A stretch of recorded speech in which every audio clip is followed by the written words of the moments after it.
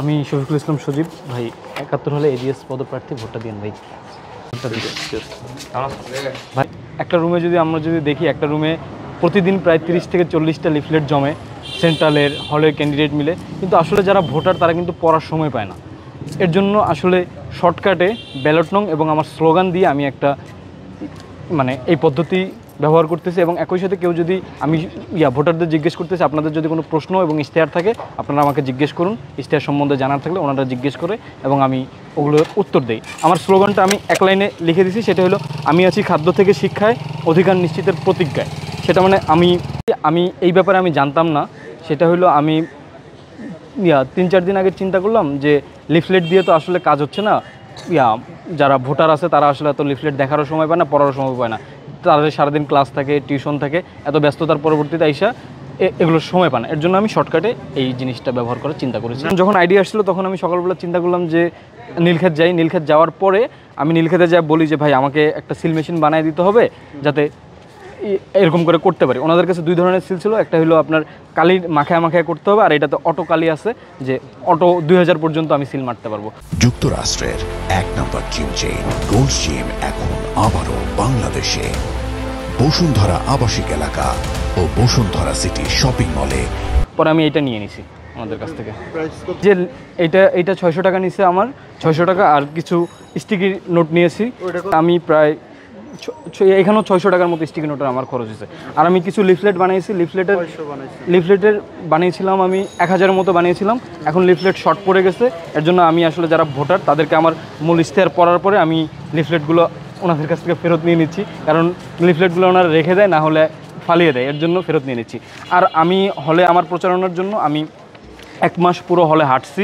হলে হাঁটার কারণে আসলে আমাদের হলের কী ধরনের সমস্যা আছে, এই সমস্যাগুলোর সম্ভাব্য কী সমাধান হইতে পারে এইখানে আমাদের আলোচনা করছে। যেমন আমাদের খাবার নিয়ে অনেক সমস্যা আছে, এগুলো নিয়ে তার প্রস্তাবিত সমাধান আসছে। শিক্ষা নিয়ে সমস্যা এবং এই শিক্ষা নিয়ে তার প্রস্তাবিত সমাধান আসছে। আবাসন নিয়ে আমাদের সমস্যা এবং এটার প্রস্তাবিত সমাধান আসছে। যেমন আপনারা যখন এক রুমে 8 জন করে থাকে, একজন শিক্ষার্থীর পার্সোনাল স্পেস বলতে কিছু থাকে না। আমাদের এক রুমে দেয় 4টা বেড দেয়, 4টা টেবিল দেয়। একজন শিক্ষার্থীর আসলে নিজের পার্সোনাল টেবিল বলতে কিছু নেই, নিজের পার্সোনাল বেড বলতে কিছু নেই। এইসব সমস্যার কথা আমাদের জানিয়েছে শিক্ষার্থীরা। এবং প্রচারণায় 3000 টাকার মতো খরচ হয়েছে। আমি আসলে আগে টিউশনি করাইতাম, কিন্তু এখন টিউশনি করাচ্ছি না। তারপর আমার আসলে ফ্যামিলি আছে, ফ্যামিলি থেকেও কিছু টাকা পয়সা আসতেছে। হ্যাঁ, তবে আমি বলছি যে আমার ব্যালট নং 4 এবং যে 4 কারণে আপনারা আমাকে ভোট দিবেন, এই 4টা কারণ আমি 1 মাসের মধ্যে বাস্তবায়ন করার যোগ্যতা এবং সক্ষমতা 2টাই রাখি। এর মধ্যে প্রথম কারণ হলো, প্রথম 1 মাসের মধ্যে ক্যান্টিনের পুরো সমস্যাটা আমি সমাধান করব না। শুধুমাত্র চাল যেটা আমি খাইতে পারি না, এই চালটাকে হল সংসদের আওতায় নিয়ে এসে ওরা কী চাল দিচ্ছে না চাল দিচ্ছে ওইটার একটা হিসাব নিকাশ, আর যদি প্রয়োজন পড়ে প্রয়োজনমতো চাল প্রতি যদি আমরা যদি 2 বা 3 টাকা করে যদি ভর্তুকি অ্যাড করতে পারি, তাহলে কিন্তু আমাদের ভালো চাল পাবো আমরা। এই একটা কারণ। 2 নম্বর কারণ বিশুদ্ধ পানির নিশ্চয়তা।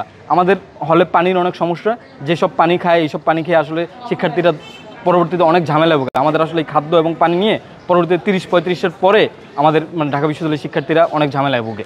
এই পানির জন্য, বিশুদ্ধ পানির জন্য প্রত্যেক ফ্লোরে ওয়াটার ফিল্টার নিশ্চিত করা হবে। এবং ওয়াটার ফিল্টার নিশ্চিত করার জন্য এর আগে আমার 6 মাসের একটা অলরেডি কাজ আছে।